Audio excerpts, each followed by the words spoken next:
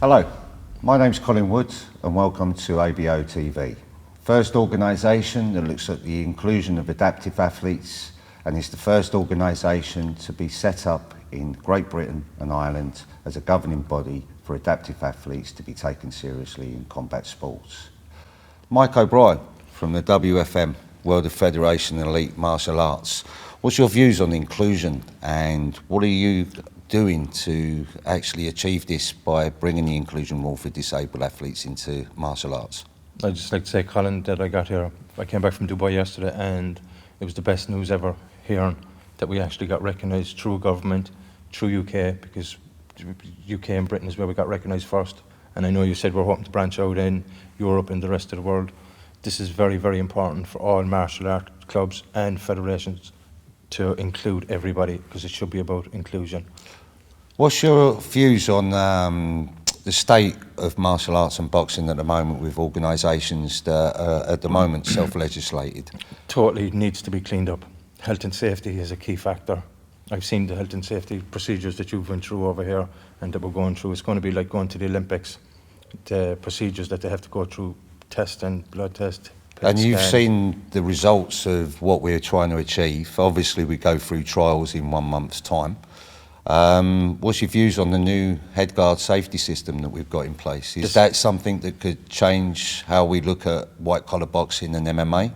This is the key. This is the key to the change for martial arts. You know, and I've met the people here this morning and I've talked to them personally. And they've said themselves how much they want to do the martial arts, how much they want to do the boxing. And these are the people I feel that we need to be listening to. Do you feel, with the way that we're going, I mean, with the rules and regulations that you've seen, I mean, obviously I've worked hard over 10 years, the same as yourself. Same as myself, yeah. What's your views on the way that actually we have to handle this now? Is there a split or a divide, or do we have to actually look at them as a human nature?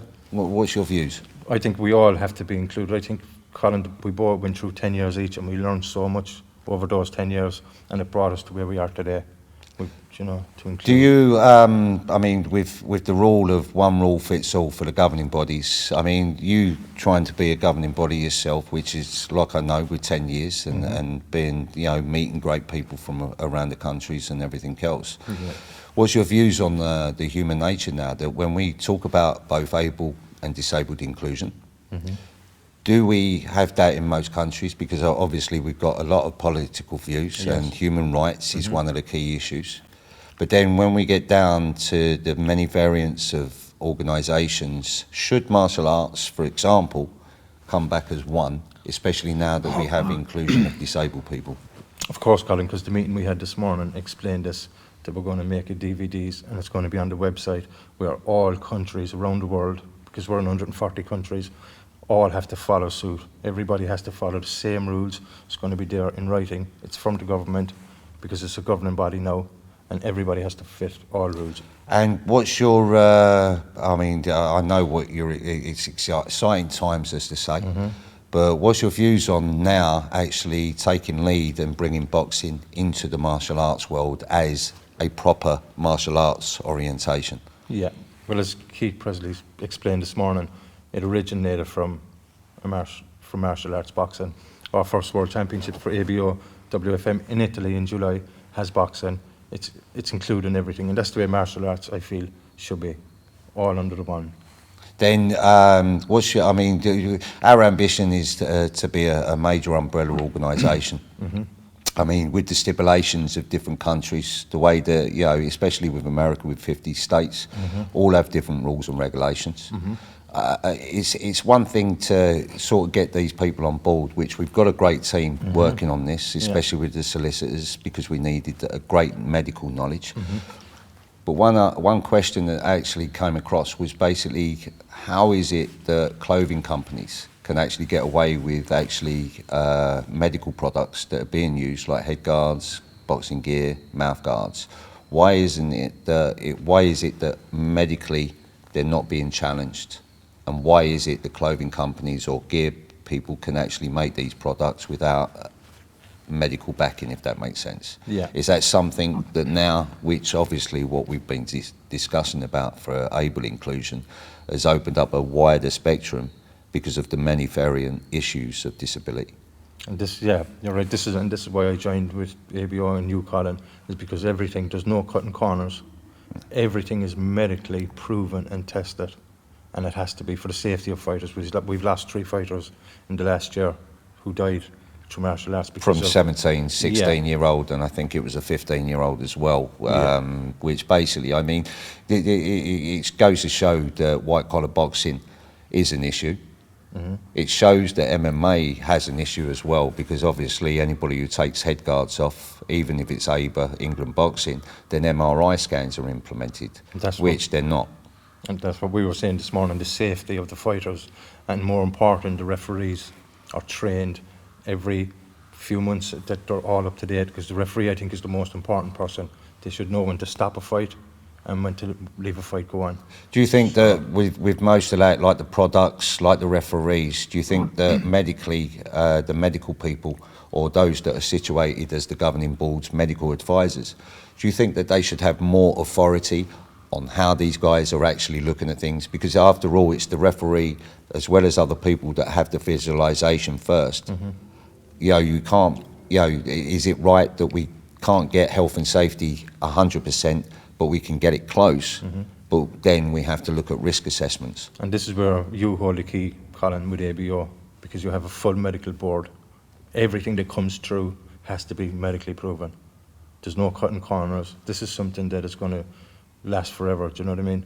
What do you reckon could happen from what we've done so far? Oh, the world of martial arts is going to be totally changed. I 100% believe, like you, Colin, about the Paralympics and the Olympics also for kickboxing. That's where my goal has been for 10 years, as yours been the Paralympics. I've no doubt in my mind we're going to go there, 100%. Which, to get 34 countries on board, which we've practically got. 140. But then because of the human rights and because of this selfish, jealous, greedy world that we live in, and especially that a lot of people have never had respect for disabled people, then it's a big voice platform for these guys to actually showcase we can. And we have people in Dubai like General Nasser, the head people over there, Sultan Mohammed Al Bass, Jackson Pemba, big people who want to come on board and support us and sponsor, because they know everything is being done right and they want everything above board. So that's why I'm excited to be here, Colin, with you. And the best news I've got in the last 10 years was what I've heard here about the governing body, our own governing body being recognised here in Britain. So I'm delighted with that. And especially one thing, you brought a fighter from France yesterday, and he told us he's in a wheelchair.